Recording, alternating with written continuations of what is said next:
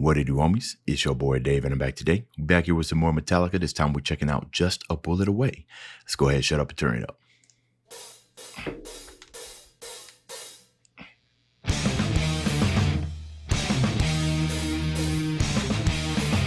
Oh, it's got a swing to it. Okay, this is different.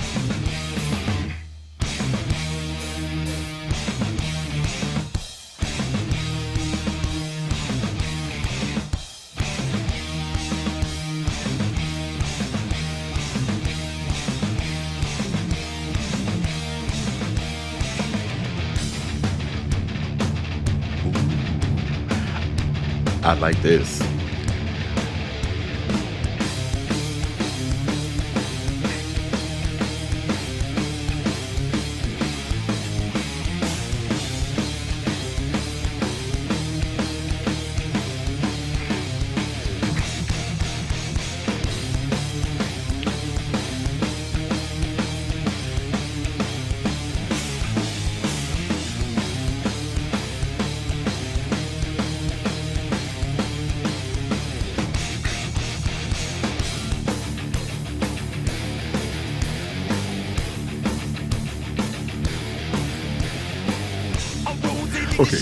Okay. So, out of all the 60-something reactions that I have to Metallica, I don't think I've ever, and correct me if I'm wrong, guys, because I do have a lot of reactions. I don't think I've heard a swing like that before.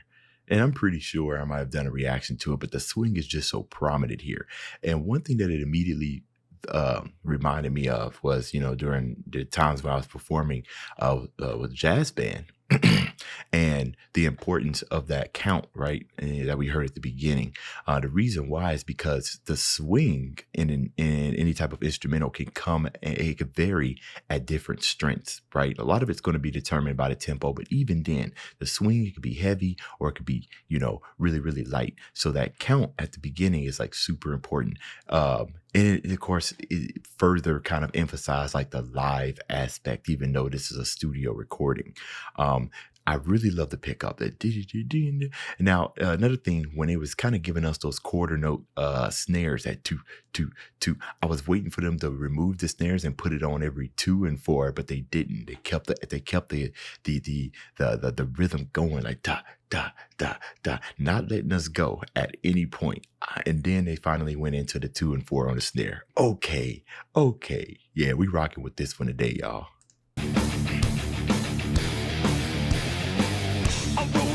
Shame, I'm drowning in the blame. Our reflections look the same in the shine of the midnight revolver. I'll hide beneath the skin, a hope so paper thin. I'm at the door again in the shine of the midnight revolver. Even the promise of danger has gone dull, searing down the barrel of a 45. Suck on the barrel, suck on the barrel, suck until it's gone dry. For all reflections look the same in the shine of the midnight revolver.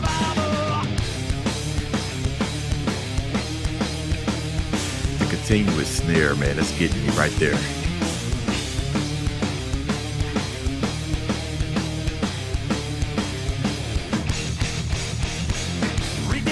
So interesting the way you're saying pretty much all the reflections look the same at the shine of a shiny revolver. So generally, whenever you're faced with these type of things that put you in that situation, right, there's a common theme. As long as like somebody else is not pointing it on you, but there's a common theme that you're going to see when you're staring down that barrel of a 45. And of course, James kind of going in detail about what's going on with that one. So yeah, so that's what I got from what we heard so far. Let's keep it going. Redemption purify, will nothing satisfy. The scars just multiply in the shine of the midnight revolver. Kissing in apocalypse, death upon the fingertips. Frigid metal touches lips in the shine of the midnight revolver.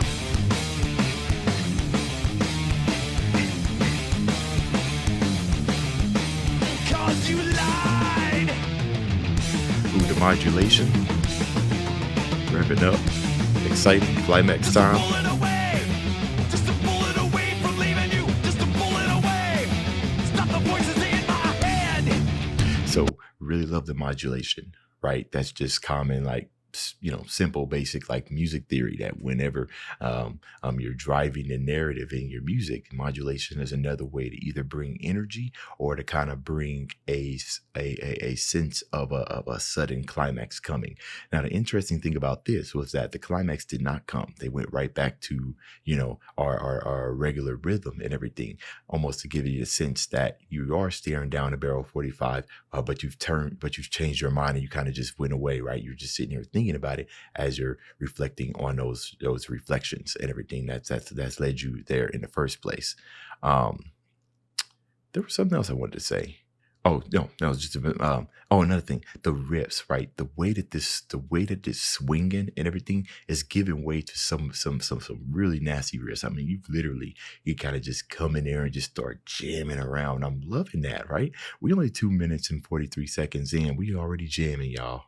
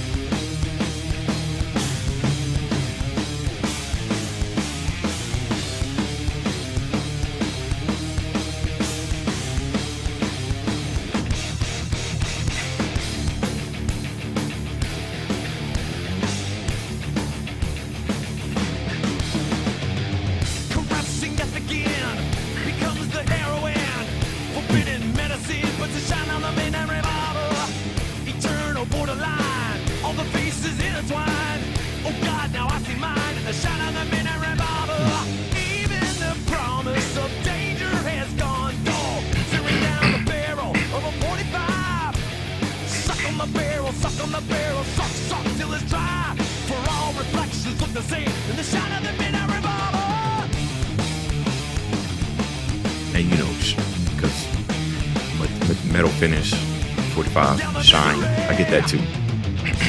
But deeper, the issues that lead you to that point. There's the modulation again. You don't get a climax this time.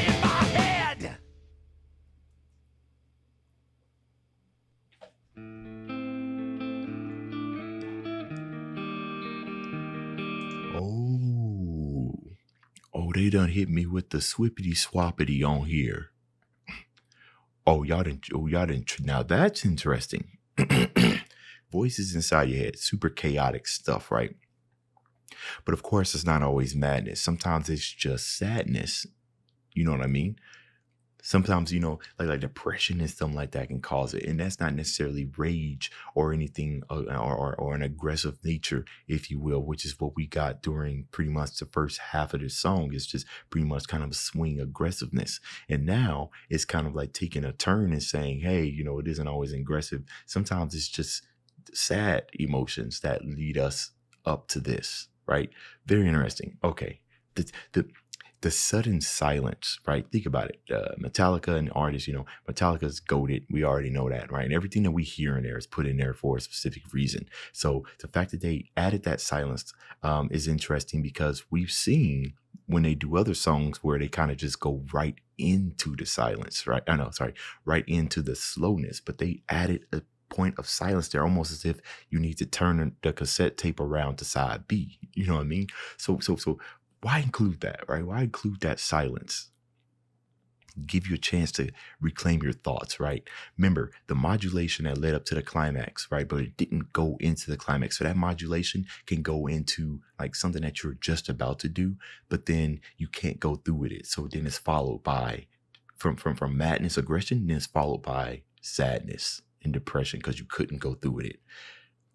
But it's that realization that you couldn't go through with it before the depression kicks in, I think, is the reason for that silence right there.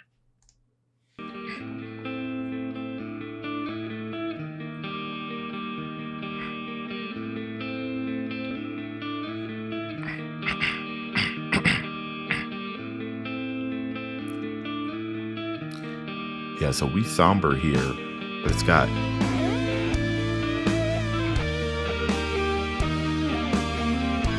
some minor notes in there,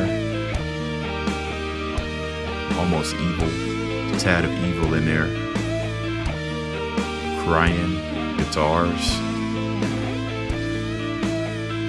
and it's panned. They have it spread out.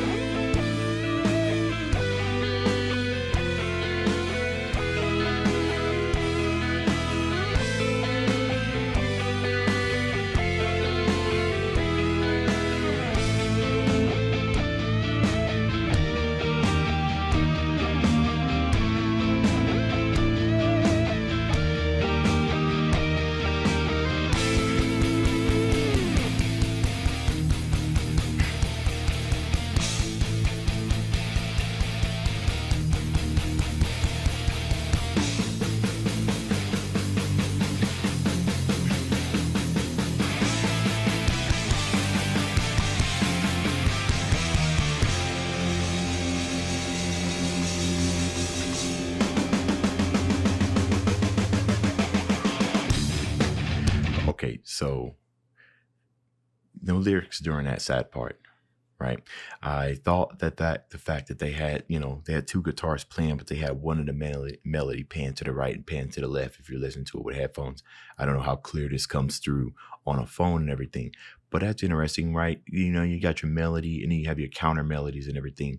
And leading up to, staring down a barrel 45, voices inside your head. So audibly or sonically, how can we represent that? Well, of course, by using panning, because you have these different type of sounds going on between both of your ears. If you focus on one of them, you can clearly tell what it is. But if you try to focus on both of them, even though one's lower than the other and the other is playing a counter melody, it kind of almost sound chaotic, giving you a very, very interesting experience, right? Especially if you listen to this on some good headphones. And of course, the same thing as we saw, right? I don't think there was a modulation here, but there was an uptick in the drums, right? So the same theme that we got at the beginning, right? Where you kind of have that where you kind of have that aggression at the modulation. In this one, if I'm remembering correctly, it was just the drums kind of doing it. Again, aggression, aggressive, chaotic thoughts down the barrel 45, sad, somber, depression thoughts, right? Down, leads you down the same road, which gives further to the message. All reflections look the same in a 45, regardless, what you're reflecting upon. Okay. Back to the swing. Oh.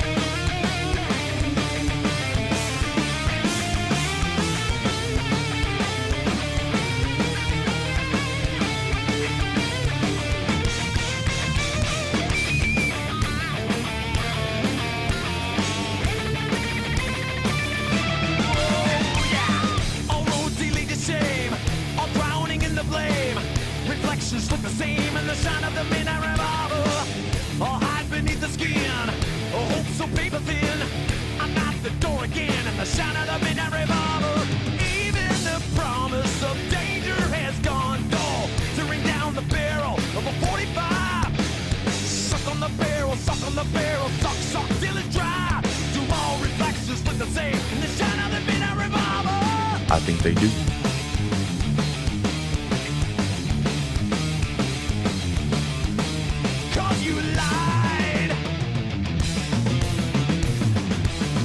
Probably gonna get us. It's gonna give us silence at the end again.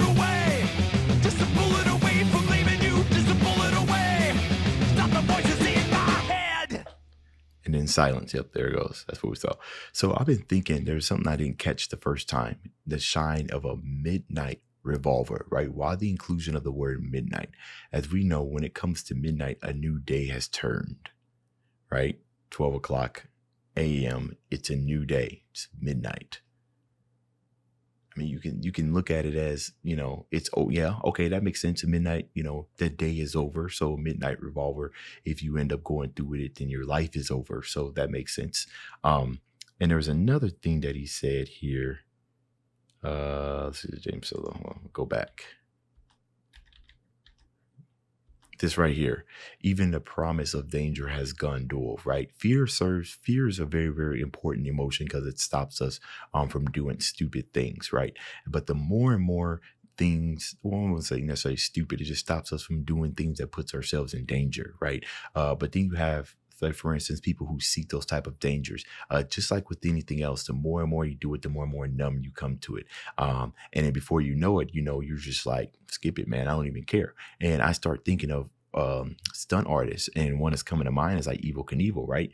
We would see him do all these super death defying stunts and everything, and in our heads we're just like, I don't know how you can do this. I don't know how you can do this.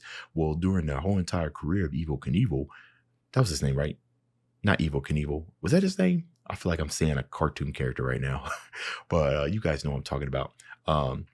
He probably started off small to the point to where jumping over a Grand Canyon was nothing, right? So think about that when he says even a promise of dangerous gun duel. So absolutely amazing. I think what I'm gonna start doing is naming these breakdowns and analysis, because my Metallica reactions are really reactions. And I think when I label them as reactions, the people who come looking for reactions get tired of the pausing. But if I label it as an analysis, it seems to be that pausing is expected. So I think I'm going to name all my Metallica stuff analysis because I think that's what they've been. Because you guys know I talk quite a bit. And if this is your first time to my channel, this is just what I do. Anyways, that's the end of this video. If you enjoyed the content, leave a like and subscribe. Dave's out.